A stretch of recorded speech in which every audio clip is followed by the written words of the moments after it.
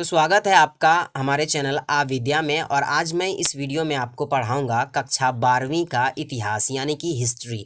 और ये first chapter है जिसका नाम है ईंटें मनके तथा अस्थियां, और ये इस चैप्टर का पार्ट 1 है। तो चलिए स्टार्ट करते हैं इस चैप्टर को। उससे पहले आपसे छोटी सी गुजारिश है कि वीडियो को कर दीजिए लाइक, और चैनल पर पहली बार आए तो सब्सक्राइब कर दीजिएगा, और साथ में बेल आइकन को दबा करके ऑल पर क्लिक कर लीजिएगा, ताकि इस तरह की इंटरेस्टिंग वीडियो जब भी मैं अपलोड करूं सबसे पहले आप देख सकें।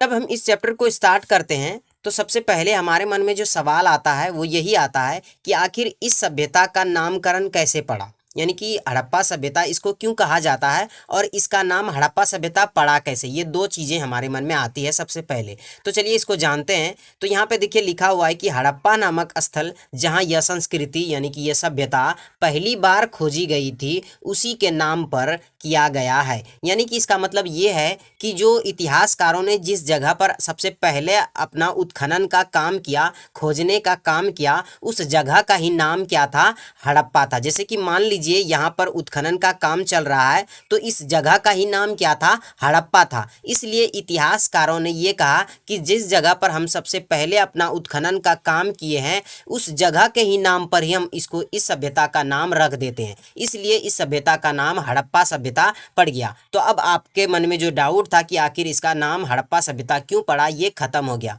ठीक है, और आगे बढ़ते हैं। तो आगे आता है कि इसका कार्यकाल, यानी कि ये जो हड़प्पा सभ्यता है वो कब से लेकर कब तक चला। तो इस सभ्यता का जो कार्यकाल था वो था 2600 ईसा पूर्व से लेकर 1900 ईसा पूर्व। ये ऑब्जेक्टिव में पूछा जाता है और ये मोस्ट इंपॉर्टेंट क्वेश्चन है, तो आप इसको याद कर लीजिए। आप किसी और बुक में पढ़े होंगे तो ये शायद आपको अलग मिला होगा, लेकिन एनसीईआरटी में यही है, इसलिए आपको यही याद रखना है, बाकी को आप छोड़ दीजिए। उसके बाद आगे बढ़ते हैं हम। तो अगला टॉपिक जो हमारे सामने आता है वो आता है हड़प्पा सभ्यता को सिंधु घाटी सभ्यता क्यों कहा जाता है। जस्ट पीछे अभी हमने पढ़ा कि हड़प्पा सभ्यता का नामकरण, यानी कि हड़प्पा सभ्यता नाम कैसे पड़ा। अब यहाँ पर आ रहा है कि हड़प्पा सभ्यता तो हमको समझ में आ गया क्यों कहते हैं, लेकिन अब यहाँ पे ये आता है कि सिंधु घाटी सभ्यता क्यों कहा जाता है। तो इसका भी रीज़न हम जानते हैं, कारण जानते हैं कि आखिर इसको सिंधु घाटी सभ्यता क्यों कहा जाता है। तो यहाँ पे देखिए साफ साफ लिखा हुआ है कि सिंधु घाटी सभ्यता, यानी कि इस सभ्यता को सिंधु घाटी सभ्यता इसलिए कहा जाता है क्योंकि यह सभ्यता सिंधु नदी के घाटी के आसपास फैली हुई थी। तो यहाँ पे ये बात समझ में आ गया है कि सिंधु घाटी सभ्यता इसको इसलिए कहा जाता है क्योंकि ये जो सभ्यता थी वो सिंधु नदी के किनारे पर बसी हुई थी, इसलिए ये सभ्यता सिंधु घाटी सभ्यता के नाम से जाना जाता है। ठीक है, तो ये आप जान चुके हैं। उसके बाद आगे जब बढ़ते हैं तो आगे यहाँ का जो मिट्टी था वो उपजाऊ था, इसलिए हड़प्पा वासी के लोग क्या करते थे, खेती किया करते थे। और यहाँ पर जब पानी की यानी कि सिंचाई की अच्छी व्यवस्था थी तो यहाँ पर खेती भी बहुत अच्छी होनी ही थी, ये जाहिर सी बात है, ये आप जानते हैं। उसके बाद अगले टॉपिक पर हम बढ़ते हैं। अगला टॉपिक हमारे सामने आता है कि हड़प्पा सभ्यता की जानकारी के मुख्य स्रोत, यानी कि हड़प्पा सभ्यता की जो जानकारियां मिलती है वो हमको कहाँ से मिलती हैं, कैसे मिली इन सब की जानकारियां। तो इसकी जानकारियां मिलने के पीछे भी बहुत सारे रीज़न है, कारण है, उन सबको जानते हैं। तो देखिए यहाँ पे लिखा हुआ है साफ साफ, इन सबको आप पढ़ेंगे तो आप अच्छे से जान जाएंगे। तो यहाँ पे सबसे पहले लिखा हुआ है कि आवास, यानी कि जो भवन थे, इमारतें थे, उनसे हमको क्या मिलता है, जानकारी मिलती है। उसके बाद मृदभांड, जो बड़े बड़े औजार थे, उन सब से भी हमको जानकारी मिलती है कि ये सारी चीज़ें कहाँ की थी, हड़प्पा सभ्यता की थी। जैसे कि ये देख सकते हैं अवतल चक्की इसको कहा जाता है। ठीक है, और ये सब औजारें हैं, तो इस प्रकार से है। और आगे आता है आभूषण, औजार, मुहरें, इमारतें और खुदाई से मिले सिक्के। तो इन सब के बारे में, यानी कि इन सब को देखने के बाद इतिहासकारों ने ये कहा कि ये सारी चीज़ें जो हैं वो हड़प्पा सभ्यता की है, इसलिए इन सब चीज़ों ने हमें हड़प्पा सभ्यता के बारे में कुछ न कुछ जानकारियाँ दी, इसलिए इसको हड़प्पा सभ्यता की जानकारी के स्रोत में रखा जाता है। इन सारी चीज़ों को, यानी कि आवास को, मृदभांड को, आभूषण को, औजार को, मुहरे को, इमारतों को और सिक्कों को, तो ये सारी चीज़ें जो है वो हड़प्पा सभ्यता के जानकारी के स्रोत हैं। उसके बाद अगले टॉपिक पर बढ़ते हैं। अगला टॉपिक हमारे सामने है हड़प्पा सभ्यता के मुख्य स्थल, यानी कि ये जो स्थान है ये बहुत ही इंपॉर्टेंट है, एग्जाम में ये पूछ ही लिया जाता है, हर बार कभी ना कभी पूछ ही लिया जाता है, क्योंकि कुछ स्थान जो है वो पाकिस्तान में और कुछ भारत में, इसलिए ये थोड़ा सा ज़्यादा इंपॉर्टेंट हो जाता है। तो यहाँ पे देखिए लिखा हुआ है कि हड़प्पा सभ्यता के कुछ स्थल वर्तमान वर्तमान में पाकिस्तान में है और बाकी स्थल भारत में स्थित है। तो कौन कौन से स्थल पाकिस्तान में स्थित है और कौन कौन से स्थल भारत में स्थित है उनको हम जानते हैं। तो यहाँ पे देखिए लिखा हुआ है, आपके सामने पूरा चार्ट आ गया है, आप इस चार्ट को देख सकते हैं। यहाँ पे सबसे पहले नंबर पर है नागेश्वर, जो कि गुजरात में स्थित है, और गुजरात कहाँ पर है?